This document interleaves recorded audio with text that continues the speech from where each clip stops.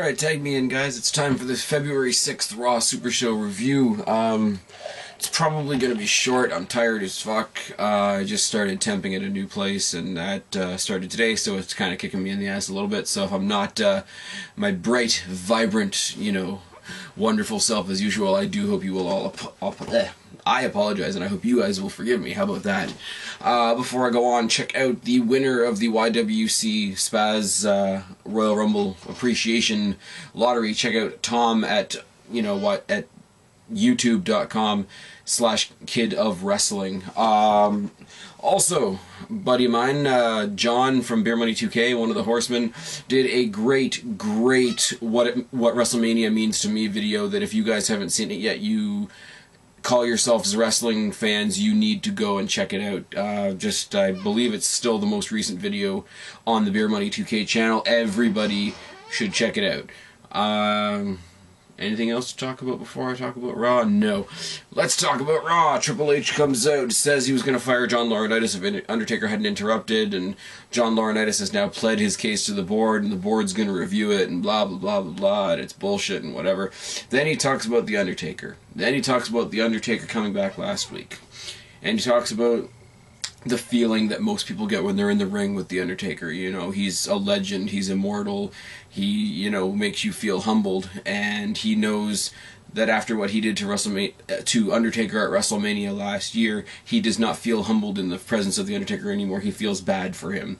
He shows a great video package of all the dominating things that Undertaker has done over the years, follows it up with a video of Undertaker being wheeled out of WrestleMania last year, which I thought was weird and bad. And just as we go on, he says, "I'm saying no to your rematch out of respect. I don't want to be the guy that destroys you, more or less. I saw your limits last year at WrestleMania, and I don't want to be the man to push you past them." Very, very condescending to somebody like The Undertaker. I'm not really sure how I feel about this yet, mostly because I'm tired as fuck. Then lights out, creepy video package, basically Undertaker saying, "Triple H, whether you like it or not, this isn't over." Now, next match we have building up to the Elimination Chamber coming up in a couple of weeks. We have Big Show versus Daniel Bryan. Bryan brings out AJ, who's there in her neck brace, etc., etc., etc. One thing I will say is it's pretty impressive to see a guy the size of Daniel Bryan putting a single leg crab on the Big Show. Show at one point knocks Daniel Bryan out of the ring right next to AJ. He almost hits AJ, etc. He goes to clothesline Daniel Bryan into a ring post and almost squishes AJ between himself and the ring post, and then she freaks out, and then Daniel Bryan leaves with her. He gets counted out. He keeps his belt. Big Show gets more pissed, and then Daniel Bryan gives a big, wonderful diatribe about the Big Show and how he's a horrible person and how he's going to win at the Elimination Chamber, da-da-da-da-da. For the most part, I like Daniel Bryan, the escape artist. Daniel Bryan, the guy that weasels out of things, finds way out of tight spots. This one I thought was kind of lame. This one I kind of thought was just Daniel Bryan being a bitch. I'm not even gonna lie. I do, like I say, my appreciation for Daniel Bryan has grown leaps and bounds, partially because he's impressed me, partially from watching so many of Alex's videos and how passionate he is about being a Daniel Bryan fan. I do respect Daniel Bryan. I think this particular thing that they did tonight kind of made him look like a bitch. We saw a preview for WrestleMania. The countdown thing that they do, I think it's like 55 days or something like that until WrestleMania. Then we saw a great highlight reel video package of the Elimination Chamber, which is great, except, most of that footage was taken, back before we turned PG, so it's not going to be like that again, and false advertising sucks like that, but whatever. Then, to my chagrin, we had David Otunga in the ring, making his plea to the board to keep John Laurinaitis as the Executive Vice President of Talent Relations and Interim General Manager of Raw. You would think he would be asking them to make him the full-time manager of Raw, but I guess that was a verbal botch. Then he says, "I am praying for my friend John Laurinaitis, and I want you all to pray with me." And he bows and he's praying, and it's ridiculous because it's David Otunga. And then there's an announcement made that Triple H has decided Otunga is going to be in a match. Sheamus comes down. We think, okay, this is going to be a squash match. This is the one point in Raw. This is the one type of situation where I would have accepted a squash match, where a squash match is almost anticipated. It's almost needed. But no, Otunga actually gets offense, and including a really decent DDT, I hate to admit. But a brogue kick obviously gets the win for Sheamus. He's the winner of the 2012 Royal Rumble. He's going to main event WrestleMania. He's not going to lose to David Otunga. Moving on, Jericho comes out, breaks his silence, sort of more officially. And, this will be the world as you know it. This will be the end of all of you obsolete Y2J wannabes. I trolled you all because I can. Everybody in the WWE is a Y2J wannabe. He goes on to name The Miz and Kofi Kingston and R-Truth and Dolph Ziggler. And how Punk is the biggest one of all because, as we all predicted, he calls himself the best in the world. And he's not. And Jericho's the best in the world at everything he does. And such and such and such. Now Punk comes out, and I'm thinking, okay, time for the shit to hit the fan. He comes out and holds the microphone in front of his face and says nothing, opens his mouth, says nothing, stares down Jericho, holds up the WWE Championship, makes a point of turning his back on Jericho, and leaving. Dropped the microphone, so he dropped his pipe bomb. It was just a silent but deadly. And I think it was absolutely fantastic. I'm sorry, what Punk and Jericho did tonight beats the Undertaker Triple H moment before last year's WrestleMania, in my humble opinion. This will be the main event of WrestleMania. I don't care when it happens on the card. Moving on. Wade Barrett and Cody Rhodes versus Randy Orton and, oh dear God, the Great Khali. They announced that Orton and Bryan that Orton and Daniel Bryan are fighting on SmackDown this Friday.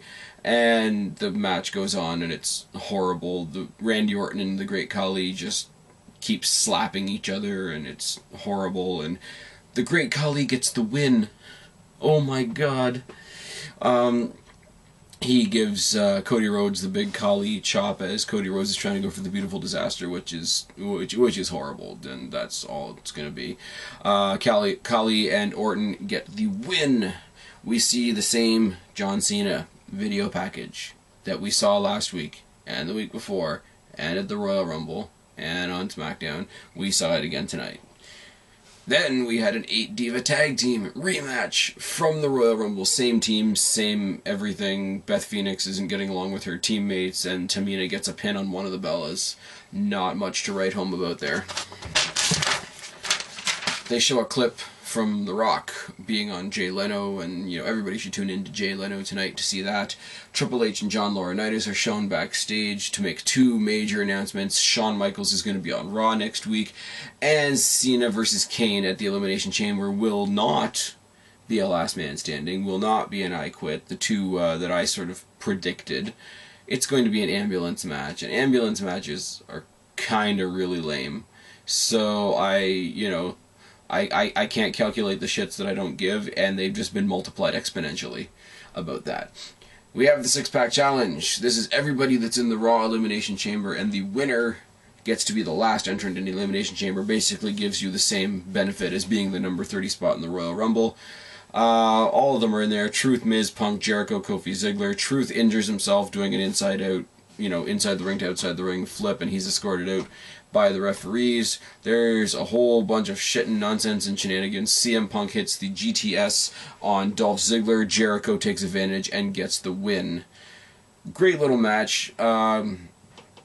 Great moment right afterwards with Jericho sitting in the middle of the ring like Punk does with Punk's belt, which I thought would be a great way to end the show, would it not? The dramatic value of that being the last thing we see before we leave would be off the charts. But no, then we cut to the back really quick where Kane is basically, mouth breathing over Eve and talking about how Cena should be scared of him and Ryder should be scared of him and Eve should be scared of him because he's scared of himself. It wasn't a bad little backstage promo. It didn't need to be tacked on to the end of the night. I thought that was an entirely anticlimactic way to end the show, even though it's supposed to be really effective. So that's the show. That's the fastest rundown of a Raw that I've ever done. Scores, fails, and MVPs. Video packages by the WWE. Whether I like them or not, whether it's on a topic that I like or not, WWE always does the greatest video packages. And yeah, it has to be said. It has to be said, especially tonight, because we had a fuckload of video packages and promos and, you know, highlight reels tonight. A lot of them, really. We had great matches and some questionable matches, but there was a lot of filler, a lot of recorded filler tonight, which I thought was really off. AJ Lee on my television screen, awesome. I think AJ Lee is ballin' hot, first of all. Second of all, she's doing her thing, and I hope she gets actually active in the Divas scene instead of being Daniel Bryan's appendage. There was a promo they played for WrestleMania, whether you want to call it a promo, a commercial, whatever. And finally, we have a commercial for WrestleMania that has more than just The Rock and John Cena, which is cool. I don't care if you're a fan of John Cena, a fan of The Rock like me, etc., etc., etc. WrestleMania is about more than the two of them. It's about time they started showing it. It's going to be in a month and a half, so you guys got to start building other stuff and got to get people excited about other stuff. Punk Jericho. Enough said. Jericho made the first strike last week, and as soon as he made his first strike and on Punk last week, I was like, alright, time for the shit to hit the fan. And the ride from here to WrestleMania is going to be amazing. I am putting this in my score. I'm preemptively scoring the entire Punk-Jericho rivalry because I have no doubt in my mind that it's going to be awesome. Another little thing, you guys know me in music, I don't like pop and rap and crap like that being the themes for pay-per-views, etc. But it seems to be, I don't know the name of the song, I forgot to write it down, but it seems to be there's some song by Nickelback that sounds pretty decent from the sounds of it as the theme for the Elimination Chamber. We need to get back to more of this. We had, you know, Dark Horses for the Royal Rumble, we've got this one for Elimination Chamber. I know we've got some poppy crap for WrestleMania, that's fine, I can deal with it, I suppose, as long as we get back on track after that.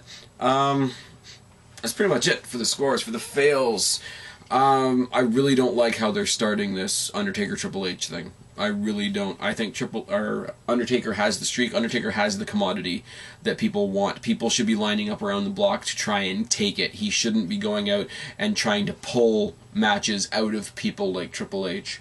Now, do I think it's going to be a match is sort of indifferent to my point. They could go out there and they could put on a classic if they really put their minds to it, but the way that they're building up to it, the same exact way that Shawn Michaels asked for his rematch from The Undertaker, Undertaker being in that role doesn't work. Shawn Michaels wanted one more chance at the streak. Undertaker had everything to lose, and Shawn Michaels had everything to gain. The thing with Undertaker being the chaser, he's the one that has the commodity. He doesn't have anything to win from Triple H. Not only does he have the streak, not only is there nothing that he can get from Triple H, he already won last year. I understand the whole big deal about him not walking out of the arena that night and being vengeful because of that. I really don't like Taker being the chaser at WrestleMania.